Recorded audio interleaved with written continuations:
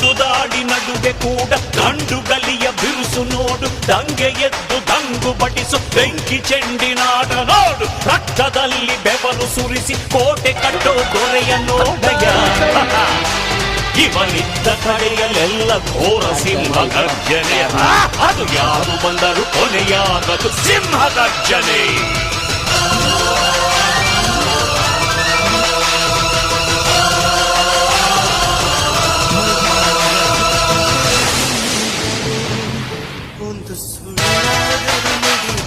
ಕಾಪಾಡು ಶ್ರೀ ಸತ್ಯನಾಥ.